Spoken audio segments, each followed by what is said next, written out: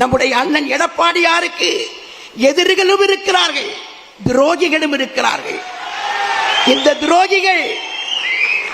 துரோகிகள் சாக்ரட்டிஸுக்கே விஷம் கொடுத்தவர்கள், சாக்ரட்டிஸுக்கு விஷம் கொடுத்தவர்கள், இயேசுவை சிலுவையிலே அறைந்தவர்கள், கும்பிட்ட கைகள் கூர்வாளை ஏந்தி வந்த புரூட்டஸ்கள், அருவியில் குளித்தாலும் அழுக்கு போகாத மனிதர்கள், வரலாற்றின் குப்பை தொட்டிகள், நிழல் தந்த இந்த மரத்தின் மீதே எச்சமிட்டு போகிற தராதரம் தெரியாத தாழ்ந்தோன்றி பறவைகள்.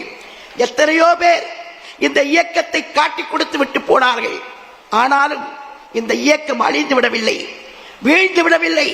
போனவர்கள் எல்லாம் 10ஓடு 11 இத்தோடு இது ஒன்றுதான், அவ்வளவுதான்.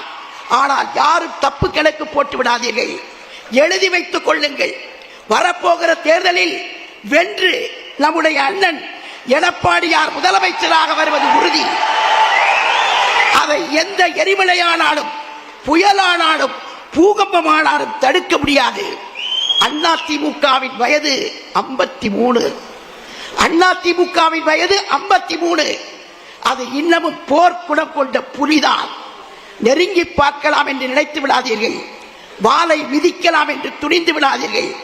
எச்சரிக்கிறேன், புலி இப்போதுதான் வேட்டைக்கு கிளம்பி இருக்கிறது. அது நேராக கோட்டைக்குத்தான் போகும். கோட்டைக்கு செல்லக்கூடிய நாள் விரைவில் இல்லை. நம்முடைய அண்ணனுக்காக, நம்முடைய எஜமானருக்காக, நம்முடைய தலைவருக்காக கோட்டை கதவுகள் திறந்திருக்கிறது, சிம்மாசனம் காத்திருக்கிறது. நாளும் உழைப்போம், நாம் சேர்ந்து உழைப்போம், அண்ணனை முதலமைச்சர் ஆக்குவோம் என்று சொல்லி வந்திருந்த அனைவரையும் வரவேற்று விடைபெறுகிறேன். நன்றி, வணக்கம்.